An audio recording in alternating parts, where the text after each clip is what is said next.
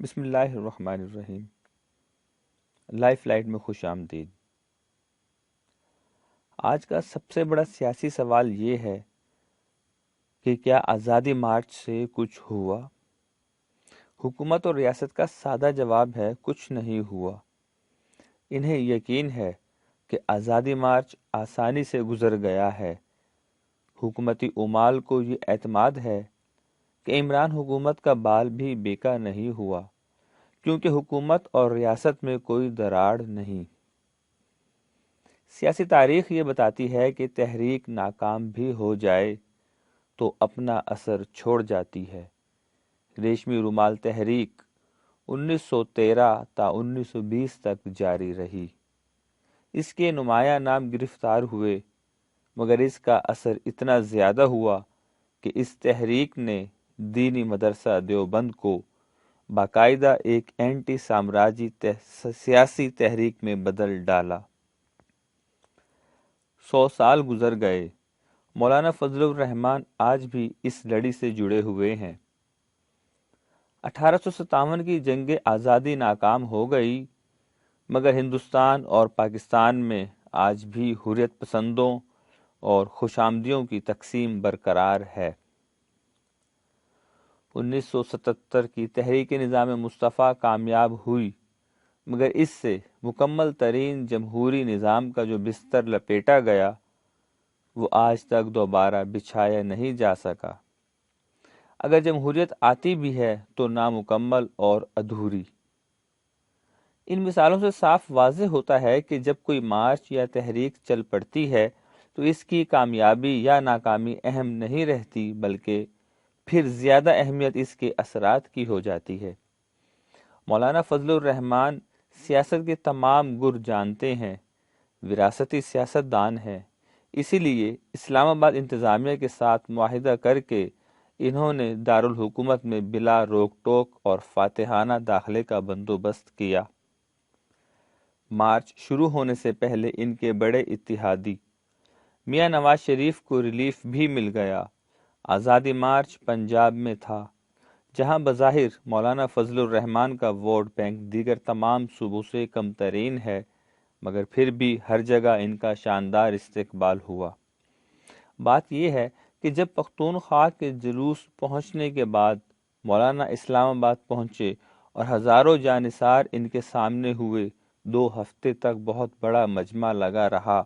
کسی قسم کی قانونی خلاف ورزی ہوئی نہ، ناچ گانے کی خلاف شرح محفلیں کہ جس میں جوان بچیاں ناچتیں، نہ صحافیوں کے ساتھ بدتمیزی ہوئی اور نہ ایمبولینسوں کا راستہ روکا گیا۔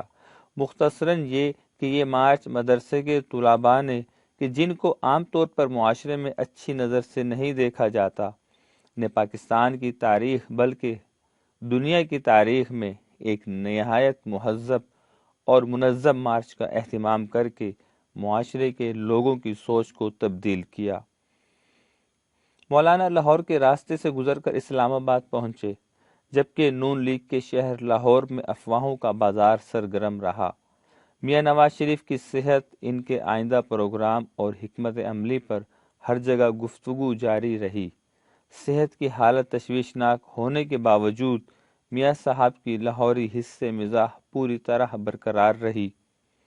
ان کے ایک میڈیکل ٹیسٹ کا رزلٹ لیٹ ہوا تو مسکراتے ہوئے کہا کہ جس طرح الیکشن نتائج لیٹ ہو جاتے ہیں، کیا میڈیکل ٹیسٹ بھی ایسے ہی لیٹ ہوتے ہیں؟ ایک اور موقع پر معائنے کے لیے ان کے خون کی ضرورت پڑی تو ہنستے ہوئے یہ کہہ کر خون دینے سے انکار کر دیا کہ پہلے ہی خون کم ہے، اوپر سے اور نکالنا چاہتے ہیں۔ عملہ گھبرا گیا اور شہباز شریف کو بلا کر کہا کہ آپ میاں صاحب کو خون دینے پر آمادہ کریں۔ شہباز شریف نے اصرار کیا تو میاں صاحب نے کہا خون وہ والی نرس نہ نکالے، ڈاکٹر نکالے، کیونکہ پچھلی دفعہ اس نے خون نکالتے ہوئے بہت تکلیف دی تھی۔ چنانچہ خود بڑے ڈاکٹر نے خون نکالا۔ اپوزیشن کا دباؤ کیا پڑا ہے، حکومت بھی متحرک ہو گئی ہے۔ چند روز پہلے بوسٹن امریکہ میں پاکستانی وزیر خزانہ اور چیئرمین ایف بی آر ہمراہ جہانگیر ترین دنیا کے چوٹی کے معاشی ماہرین سے ملے۔ میٹنگ اتنی اہم تھی کہ خود خان صاحب بھی ویڈیو لنک کے ذریعے میٹنگ میں شریک ہوئے۔ میٹنگ میں پاکستانی حکومت نے اپنے معاشی مسائل حل کرنے کے لیے مشورے لیے، خاص کر یہ کہ حکومت تاجروں سے فکسڈ ٹیکس لینے کو بہترین حل سمجھتی ہے، مگر آئی ایم ایف اس کو ماننے کو تیار نہیں۔ عالمی ماہرین نے مشورہ دیا کہ فکسڈ ٹیکس فی الحال بہترین حل ہے، کیونکہ اگر تاجر نہ مانے تو ویسے ہی سول نافرمانی کی تحریک شروع ہو جائے گی، نہ رہے گا بانس نہ بجے گی بانسری۔ توقع یہی ہے کہ آنے والے دنوں میں فکسڈ ٹیکس کا نظام رائج کر دیا جائے گا۔ آئی ایم ایف مانے یا نہ مانے، حکومت بہرحال تاجروں کے خلاف سخت محاذ نہیں کھولنا چاہتی۔ حکومتی وزراء اور لیڈرز کو یہ احساس بھی شدت سے تنگ کر رہا ہے کہ پارلیمان اپنا کام نہیں کر پا رہی۔ اس حوالے سے پی ٹی آئی کا وفد وزیر اعظم سے بھی ملا۔ ساری کی ساری قانون سازی آرڈیننسز کے ذریعے ہو رہی ہے۔ جب تک پارلیمان قانون سازی نہیں کرتی، ملک آگے نہیں بڑھ سکتا۔ آرڈیننس کچھ عرصے کے بعد غیر مؤثر ہو جاتے ہیں، وقتی طور پر کام چل جاتا ہے، لیکن پارلیمان کی منظوری کے بغیر قانون مؤثر نہیں ہو پاتے۔ کہا جا رہا ہے کہ خان اعظم نے وفد کی سفارشات کو غور سے سنا ہے اور کہا ہے کہ وہ اس حوالے سے اپنے موقف میں نرمی لائیں گے۔ پنجاب میں پی ٹی آئی کے اندرونی اختلافات مٹانے کی بھی بھرپور کوشش ہو رہی ہے۔ حقیقت تو یہ ہے کہ وزیر اعظم کے کہنے کے باوجود علیم خان کو وزیر نہیں بنایا گیا۔